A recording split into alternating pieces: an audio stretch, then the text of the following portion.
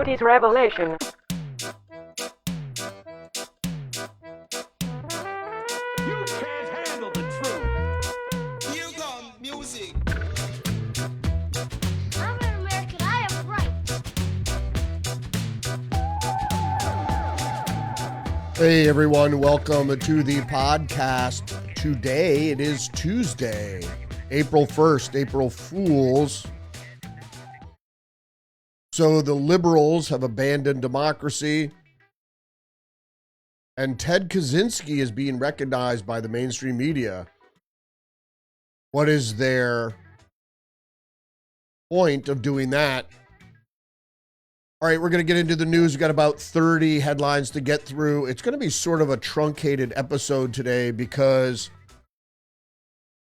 tonight, two very special elections are happening, one in Wisconsin for a Supreme Court Justice of Wisconsin that will turn the political tables depending on how it falls. It's about redistricting, and it could very well become a blue state, even though the Republicans do have some control there. And then in Florida, the 1st and 6th district, the seats vacated by Mike Waltz and Mr. Gates are going to be filled. And so that could very well, both of these elections could affect the Republican majority in the House. All right, let's get into the headlines for today, April 1st, 2025.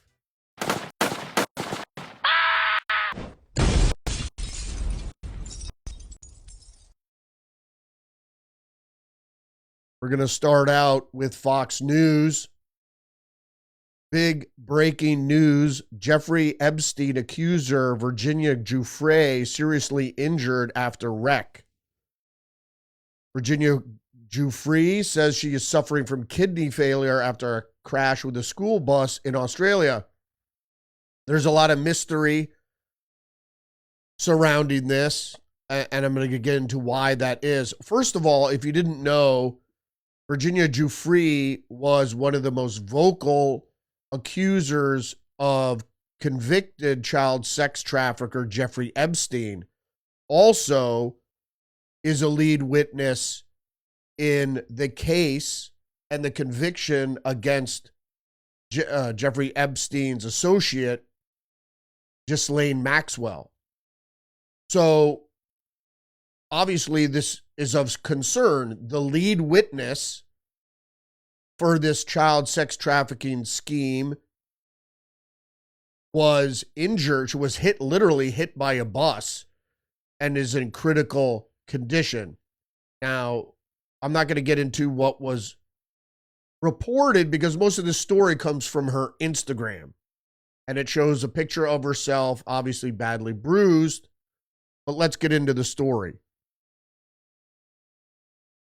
So Jeffrey Epstein, this is from Fox News. Jeffrey Epstein accuser Virginia Giuffre, formerly known as Virginia Roberts, announced on Instagram Sunday that she just has days to live after a high-speed crash involving a school bus in Australia that led to kidney failure.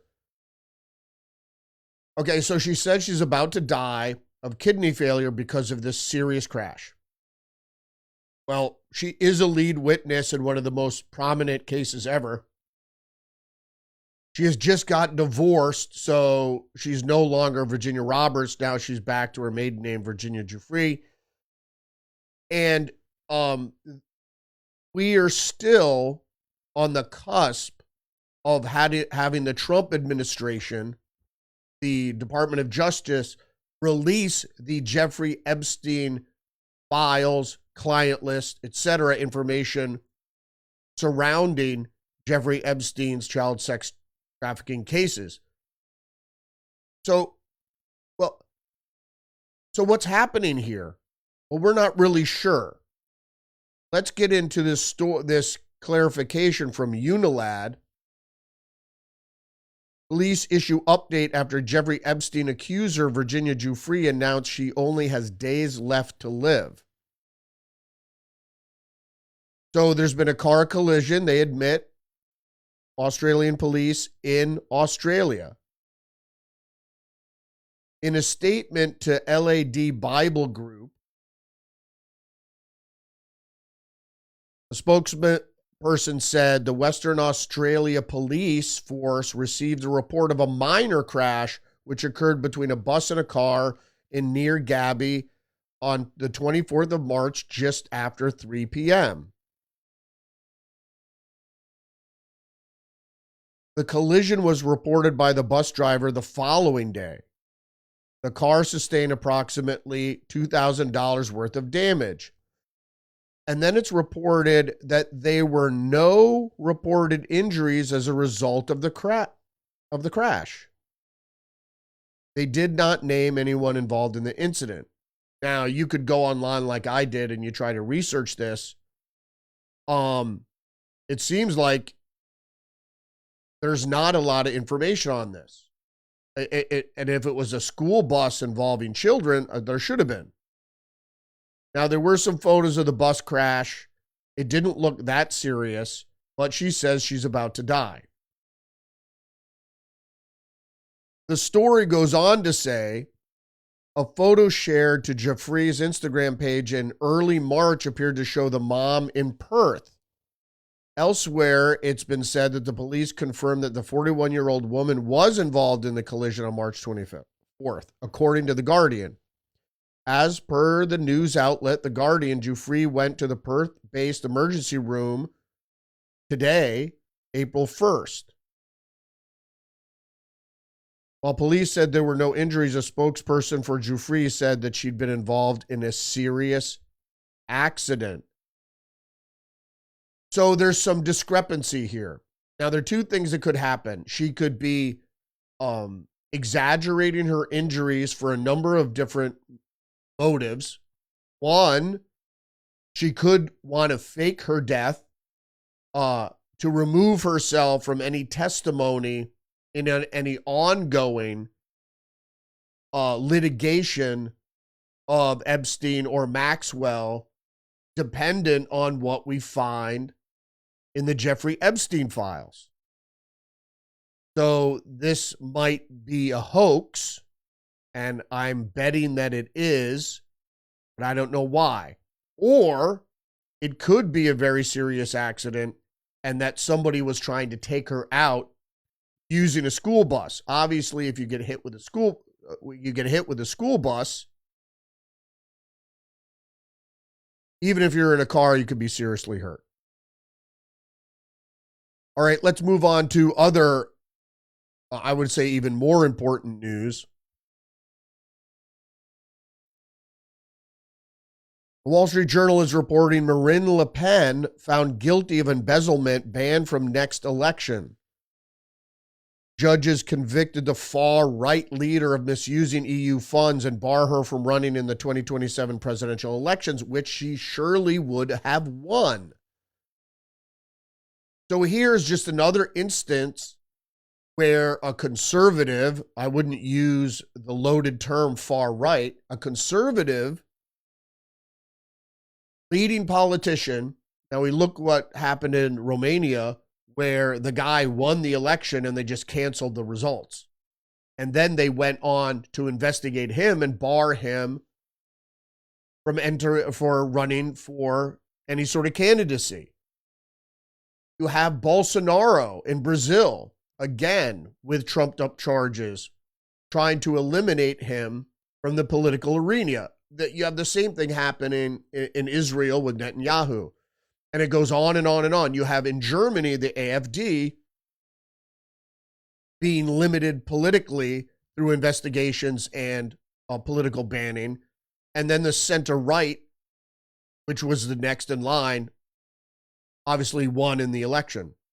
So there's a concerted effort by the liberal establishment to decide who gets to be elected. And so that's not democracy. That's the opposite of democracy. So on one hand, the liberal establishment says, we're defending democracy, yet in places like Ukraine, Zelensky cancels elections. The EU and the Romanian courts cancel the election of a conservative leader. You have this going on with Marine Le Pen. And we'll just move on to the other headline from the Post-Millennial. Trump says, ban of France's leading candidate, Marine Le Pen, from office sounds very much like this country.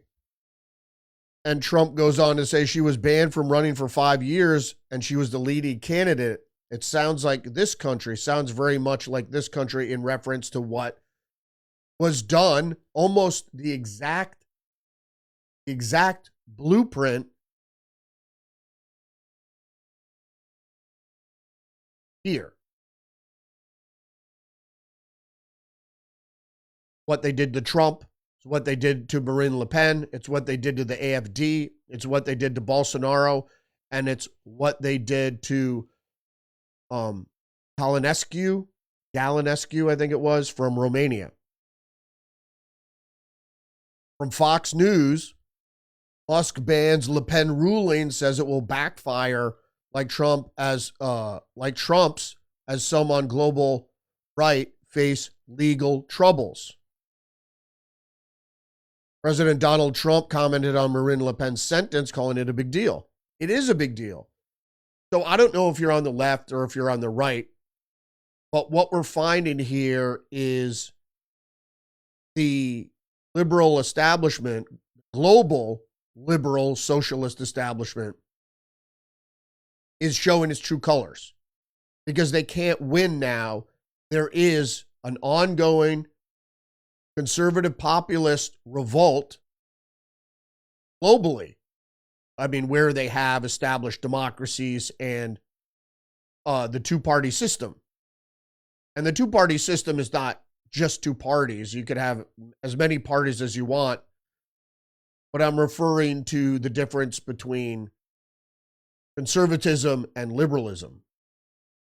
And if you don't know what that is, that's for another time. Well, let's go back to this Fox News article. The stunning court conviction of a popular right-wing politician, Marine Le Pen, on Monday for embezzlement sparked outrage from President Donald Trump's Department of Government Efficiency head Elon Musk, who compared her fate to Trump's legal troubles. Musk said that after the verdict, this will backfire like the legal attacks against President Trump. Musk pinned the blame on the left for the conviction of Marine Le Pen. He wrote on X, when the radical left can't win via Democratic vote, they abuse the legal system to jail their opponents. This is their standard playbook throughout the world. Indeed, and like in the case of Brazil, they use the radical courts, like they're doing with the lower courts in this country, to undermine any candidacy, any rule by a conservative, etc. Goes on to say the conviction of Marine Le Pen, which bans her from running for office for 5 years, comes amid legal prosecutions of other right-wing politicians, ranging from Israeli Prime Minister Benjamin Netanyahu to Romania's Kalin Georgescu, to former Brazilian President Jair Bolsonaro. Well, isn't that something? I want to move on to this other headline, though. The strange post-partisan popularity of the Unabomber.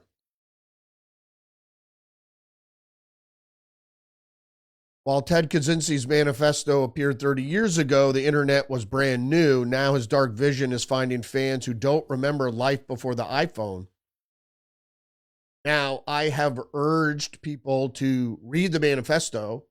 I'm not a proponent for violence, so that's not my shtick. The shtick is read the manifesto and what he was saying about technology and the progressive left. Now, the story goes on to say,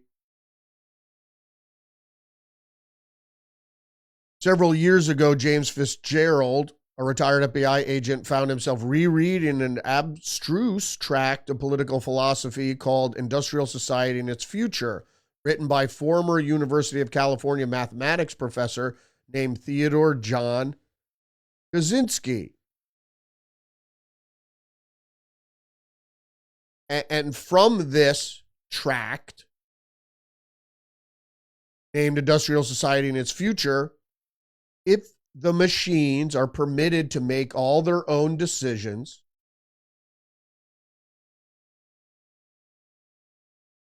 we can't make any conjectures as to the results because it is impossible to guess how such machines might behave.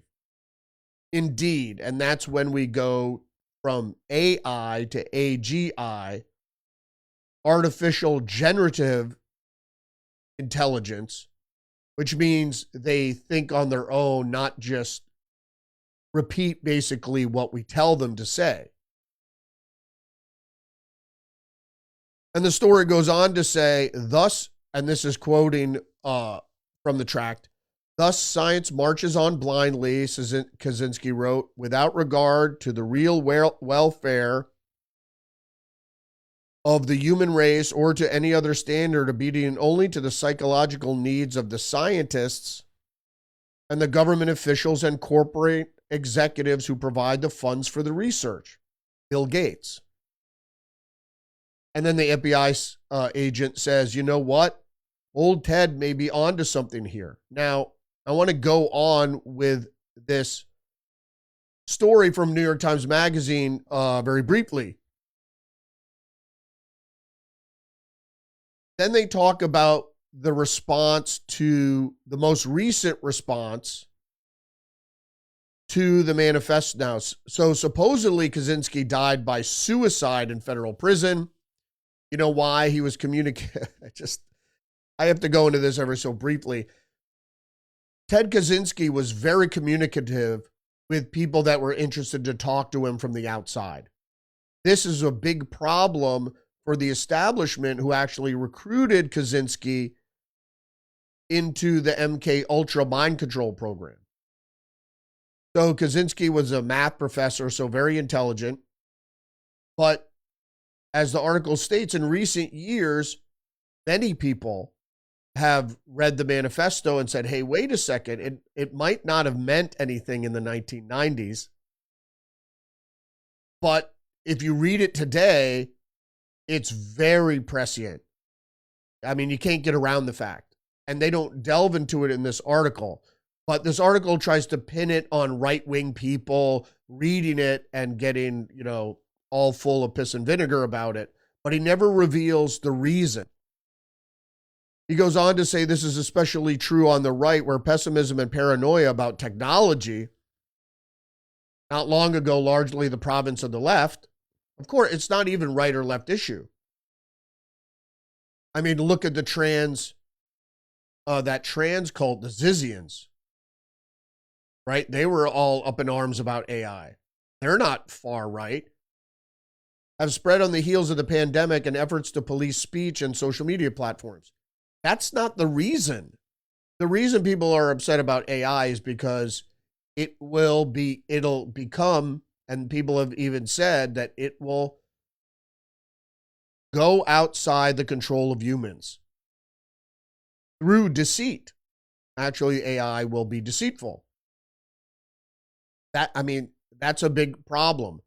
Not only that, but I have used conjecture to formulate the idea that the builders of AI could actually let AI run amok or technology run amok and then sit back and go, whoops, not our fault.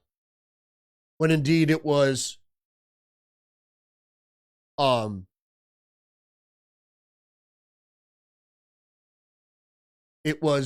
their idea the whole time. Now, my problem here is that this long article in the New York Times Magazine went on and on and on about what they want you to believe was the crux of the matter which was technology.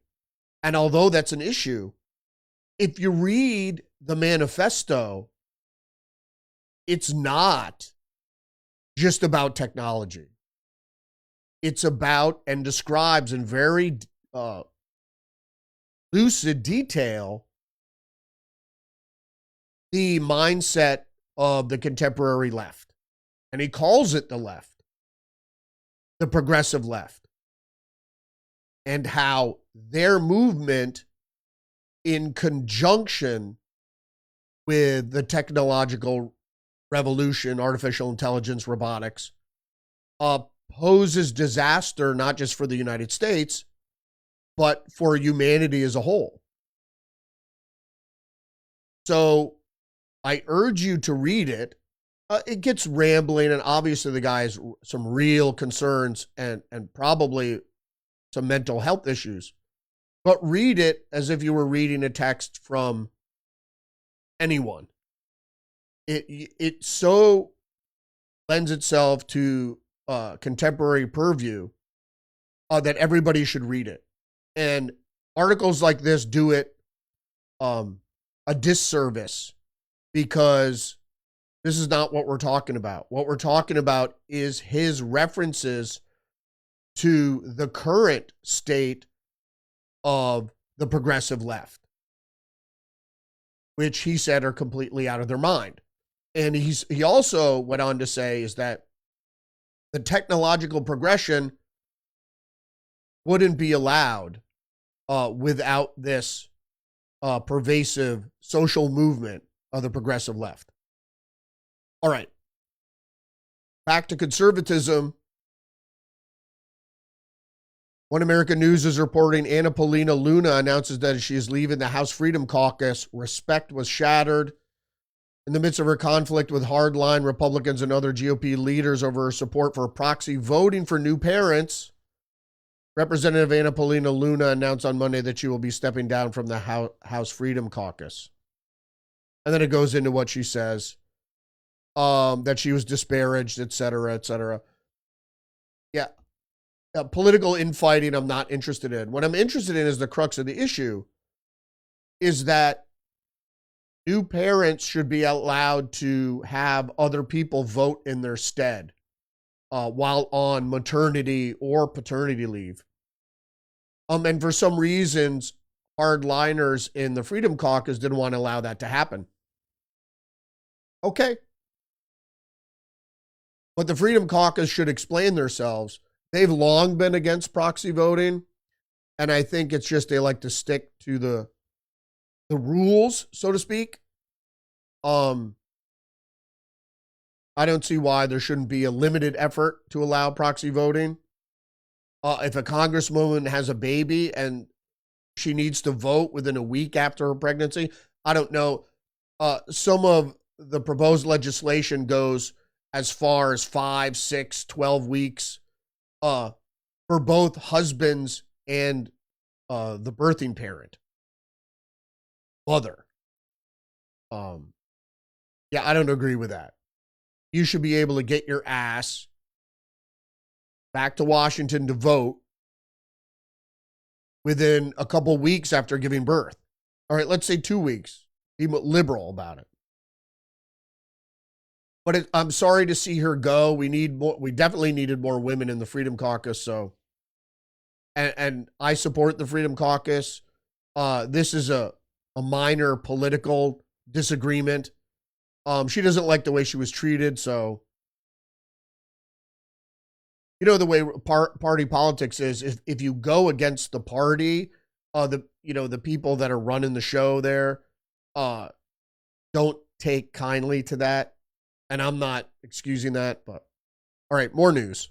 New York Post, ICE arrested 113,000, deported over 100,000 since Trump returned as he keeps promises to boot illegal migrants and alleged gangbangers.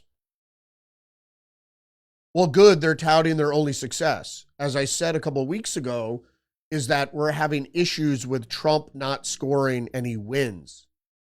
Yes, on the border, that was much within his purview to do, but now he's being, even with this, with the deportations, he's being hamstrung by the Democrats who are using these liberal judges to obstruct the president's agenda. And we should expect more of this. The Supreme Court should immediately get involved and start ruling on these things.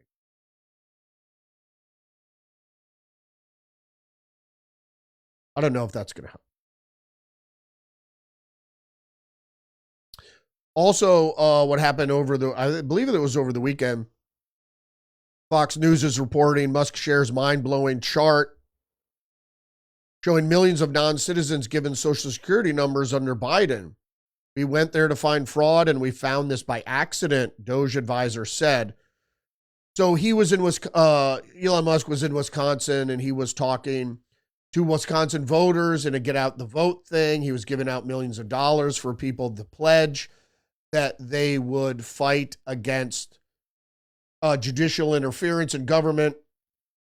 And the story goes on to say, after handing out the money, Musk brought friend and Doge colleague Antonio Gracias on stage to discuss the work he has done with the federal government Social Security system. Shortly after Gracias joined Musk, a large graphic read, "New non-citizen Social Security numbers issued." That was illuminated on the screen behind him. And then Gracias goes on to say, "We started at the top of the system, mapping the whole system of Social Security to understand where the fraud was. But this is what jumped out at us. When we saw these numbers, we were like, what is this? And what it is, it's fraud." The reason the left is freaking out is because the curtain is being pulled back, like in The Wizard of Oz. And we're seeing where they were doing what everywhere. Globally, not just globally, in the United States, not just within government, but the NGOs, where the tentacles of the liberal establishment are everywhere. And people will argue that it's not a cult. Well, it sort of is. People are witting and unwitting onto what the designs of the liberal establishment are. Washington Times is reporting judge blocks Trump from ending amnesty for 350,000 migrants. Ruling gives a tentative okay to one of Biden's moves to Trump-proof immigration system. Right before Biden left office, he gave temporary protected status, not amnesty. But the judge blocks Trump again because they want it to be amnesty. And then the National Review is also reporting judge blocks Trump admin from ending temporary legal protections for Venezuelans. These lower court decisions it's almost impossible to believe that these lower court judges are allowed to obstruct the president of the United States. And the story from the National Review goes on to say U.S. District Judge Edward Chen in San Francisco determined that ending TPS, that's temporary protected status, for the 350,000 Venezuelans would inflict irreparable harm on the plaintiffs by upending their lives, and argued that if it would harm the U.S. economy and public safety. Oh my God. It won't inflict irreparable harm. Allowing the migrants to stay will inflict irreparable harm. Who cares about upending their lives? They shouldn't be here in the first place. And allowing them to stay harms the U.S. economy and public safety. So they turn the whole idea on their head. It's hard to even believe that something like this is even occurring. That judges are allowed to do something like this, and then they rule the exact opposite of what's really going on. Because 350,000 Venezuelans are going to affect the U.S. economy by their mere presence here, particularly because they're unskilled, the most of them, and that some of them are criminals. And so they may not be gang members, TDA, but in that instance, they're harming public safety. Right, so we have some good news on this front. Zero Hedge is reporting Senator Chuck Grassley introduces Judicial Relief Clarification Act to rein in activist judges. Senate Judiciary Committee Chairman Chuck Grassley introduced a proposal Monday to rein in judicial injunctions like the ones currently hampering President Donald Trump's popular MAGA agenda. Will it pass? It'll get filibustered, I imagine, which brings us to this next article from Just the News. Cory Booker gives hours-long speech on Senate floor in protest to the Trump administration. Well, you're asking, why did he do this? And they're saying, oh, it's, I want to be an activist senator and I want to go speak. They're just warming up the filibuster. It's sort of like a filibuster threat that senators are going, and he goes, I think it's still going on. It's like 12 hours or something. And of course, my Senator Chris Murphy was in there giving him a respite. But again, just like the activist judges, Cory Booker goes on to say Americans who are being harmed and not being heard. And it's the same old rhetoric that says, oh, Trump is attacking trans people. So Americans are being harmed. Americans aren't being harmed. Except through crime, usually. Americans will be harmed. There will be a great amount of harm if the liberal agenda, the global liberal agenda, goes forward anymore. Post-Millennial is reporting Wisconsinites to cast ballots on Tuesday and closely watch state Supreme Court election. Polls in Wisconsin open at 7 a.m., so they're open. And we'll close at 8 p.m., so we're all going to be watching with this. Tonight, we're going to have episode 111 of Tuesdays with Perry, and we're going to discuss, at that time, we should have some results in the Florida congressional seat elections in the 1st and 6th District, and of course, this Supreme Court election, and we'll see what happens there between Republican Attorney General Brad Schimmel and Democrat Dane County Judge Susan Crawford. The problem is that Wisconsin is not a supermajority state yet, but it very well could be if this liberal Wisconsin Supreme Court judge is elected to the bench. Not only that, but it will affect any seats, congressional seats in Wisconsin, because she will rule with the Democrats in the gerrymandering case that will allow them to obtain a supermajority and perhaps limit any Republican ever being elected again in the state of Wisconsin. That's democracy. So they say, but also from the post-millennial, Florida to hold special elections on Tuesday to fill seats left vacant by Matt Gaetz and Mike Waltz. The election is viewed as some of a litmus test to see what voters are thinking of the GOP agenda. Story goes on to say, National Security Advisor to the Trump administration, Mike Waltz, left his seat in the House in Florida's 6th Congressional District to take up his role as Trump's cabinet as National Security Advisor, while former Congressman Matt Gaetz left his seat in Florida 1st District after resigning and then withdrawing from his nomination for Attorney General. He thought that if he withdrew from Congress, it would undermine any ethics cases against him. because he wanted to be attorney general, but it was not to be. So I think he made a mistake. He should have just withdrawn from the nomination, his name from nomination for attorney general, and went back to his Congress seat. He didn't. So the story goes on to say currently the GOP majority,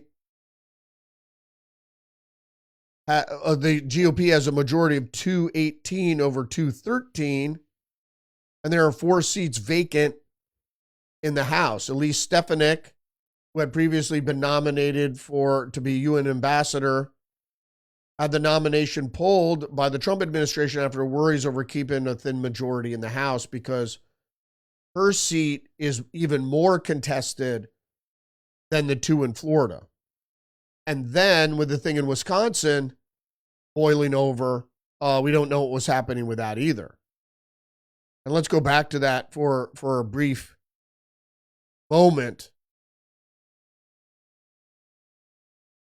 The Federalist, in a Supreme election, Wisconsin voters will decide voter ID question.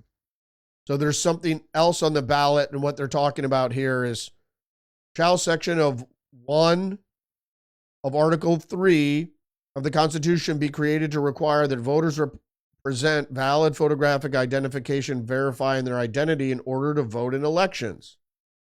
Voters who aren't able to present a valid photographic ID on election day will be allowed to cast a provisional ballot, but valid ID must ultimately be presented in order for the ballot to count. Well, voter ID is important. It's important in Wisconsin and all other states. There's no reason, and most states, including my state, supposedly has proof of identity, but that could include simply your name on that matches to the address where you're registered. So that could include like a phone bill or something. But a valid photo ID is a new step that they're trying to go to around the country. And I believe that it's really needed to combat fraud. And I think that the mail-out ballots should be gotten rid of. Not absentee ballots. I think you may be able to expand the scope of absentee ballots, but you have to present a photo ID to receive one.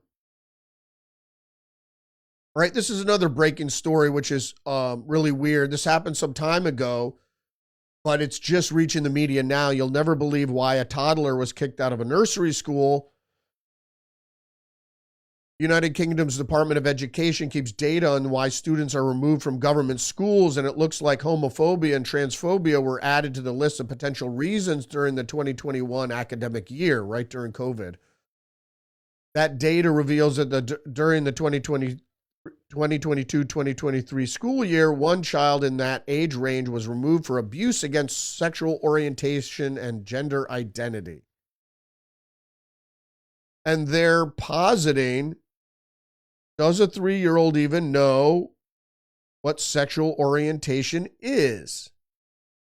And isn't that the beauty of the innocence of being 3 years old? You're more likely to hate someone because they won't let you have a cookie than you are because you feel that they need to tell you their pronouns.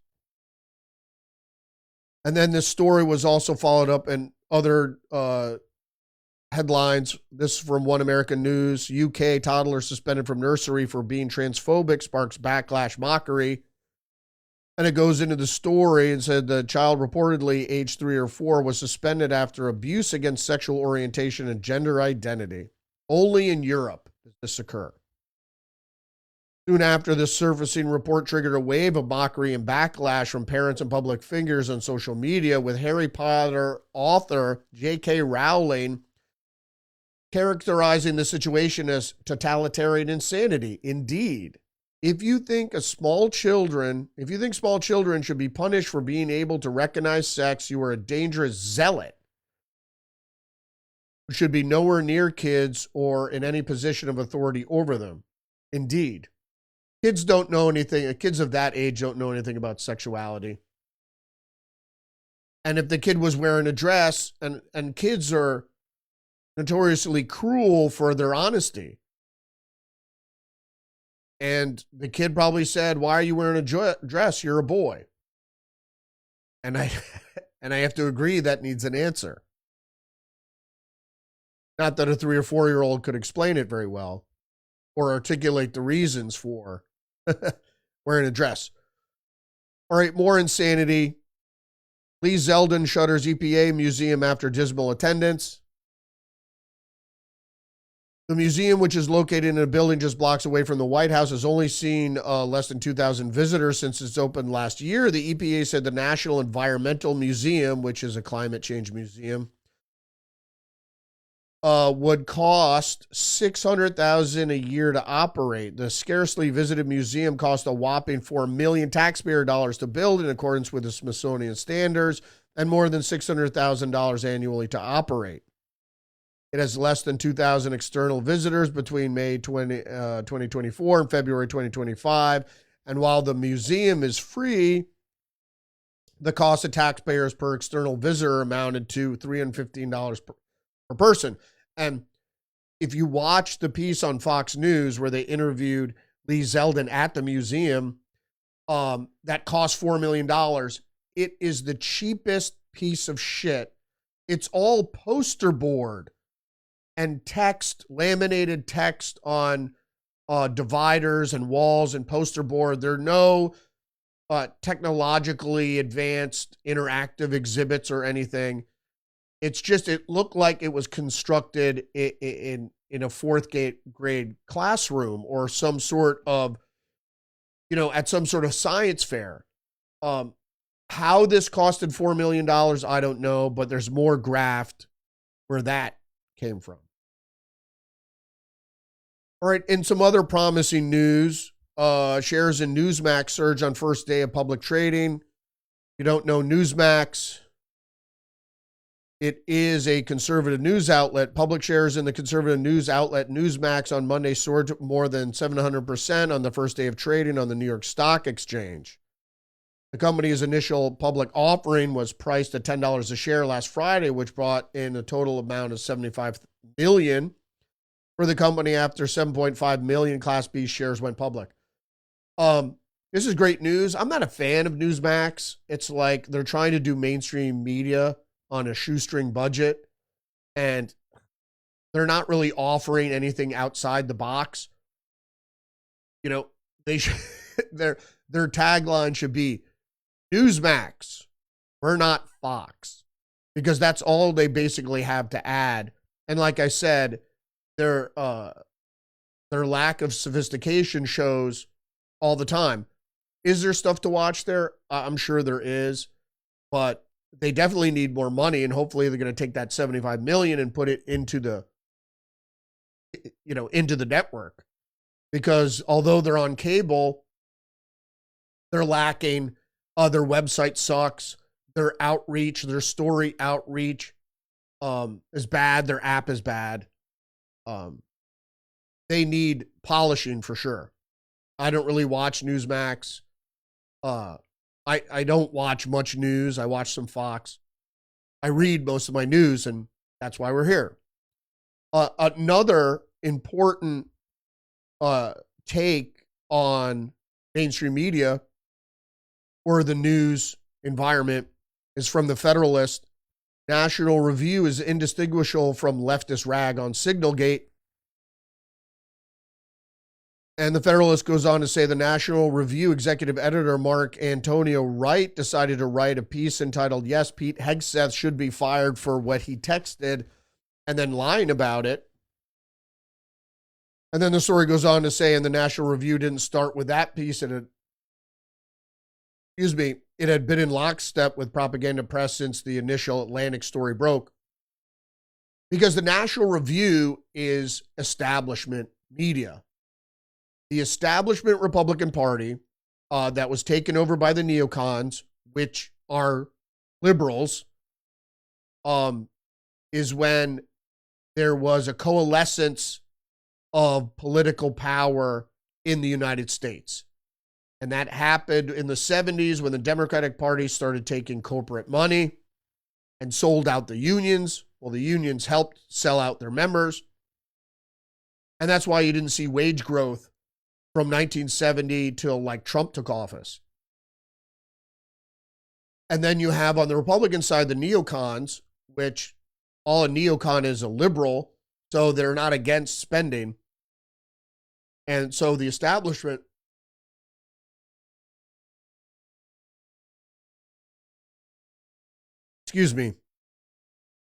goes on without a hitch until they're met with MAGA and Trump and the populist conservative uprising globally.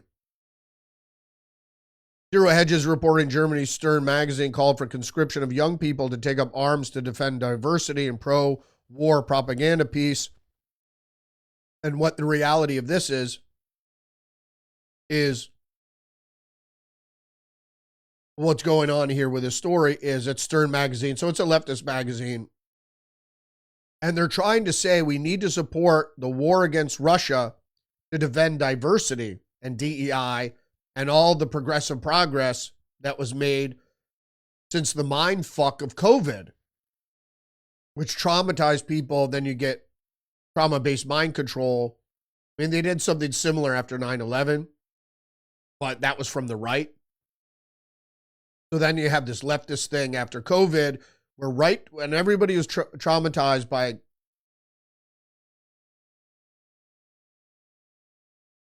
this global pandemic, then they would wedge in all these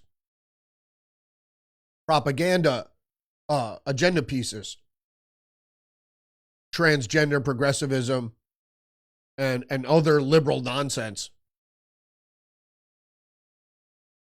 All right. But actually what we're doing is we're fighting the real socialists,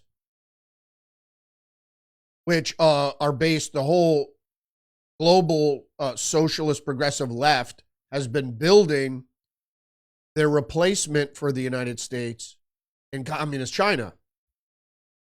Reuters is reporting China, and of course it's Reuters, so they don't say communist China. Communist China launches military drills around free China in Taiwan, calls its president a parasite. China staged major military drills off Taiwan's north, south, and east coast on Tuesday as a stern warning against separatism and called Taiwanese president a parasite. The exercises, which communist China was not formally named, unlike war games last year, are happening at a rise in China's rhetoric against the Taiwanese president.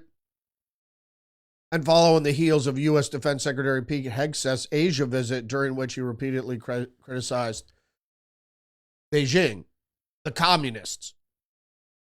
China's military deployed ships, aircraft, artillery to practice blockading the island. They could not withstand an onslaught from the Americans trying to get supplies to Taiwan, because that's what would happen. They would blockade it and try to starve out Taiwan.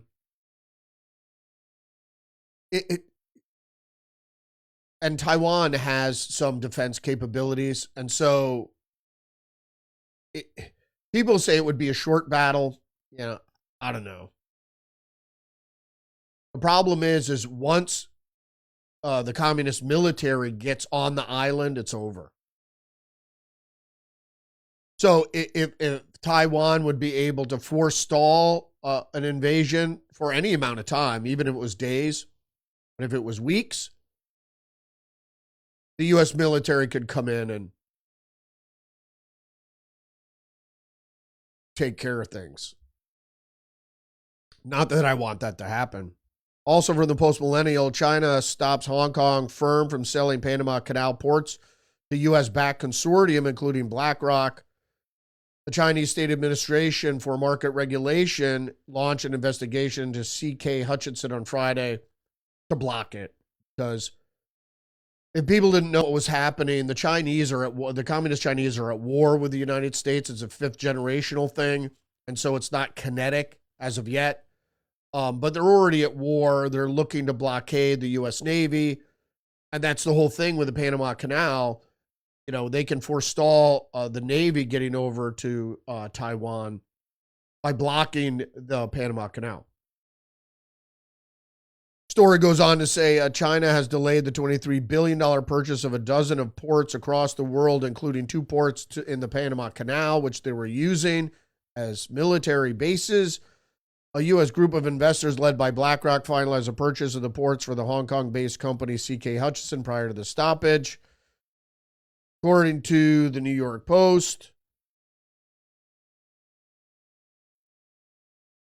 the Chinese State Administration for Market Regulation launched an investigation into C.K. Hutchison on Friday, looking into the group over potential violations of antitrust laws.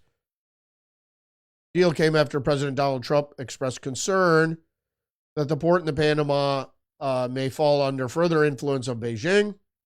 The president has said that the control of the canal must be given back to the United States. Well, that goes without saying that the United States has to reassert military control over special interests in this hemisphere. I mean, the same reason that China, communist China, is interested in taking over Taiwan, we should also be interested in things in our hemisphere that have strategic importance. Zero Hedges reporting U.S. must be ready for a 2027 Chinese invasion of Taiwan. Representative Perry says the United States must act if China's communist regime's ambition to annex Taiwan by 2027 is a realistic potential, said Scott Perry, Republican in Pennsylvania. Well, we know this is true, and Joe Biden's weakening of the American military was on purpose. So when that day eventually came, America would be unable to respond. Yeah, we're done a couple minutes early. Thanks for joining me today. Don't forget to engage the channel, like, subscribe, leave a comment, and share the podcast. Most importantly, remember you're under attack psychologically and biologically. And don't forget to join me tonight about 9:15 or so for another episode of Tuesdays with Perry, where me and my friend Perry discuss the headlines for today. And most importantly, we should have the results of the elections in Wisconsin and in Florida.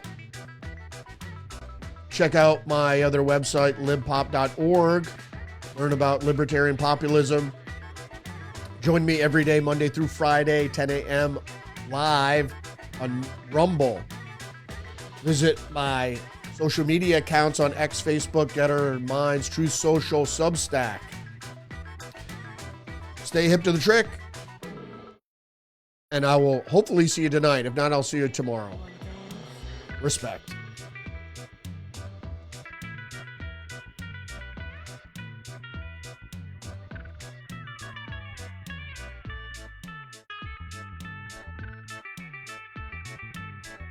I'm an American. I have rights.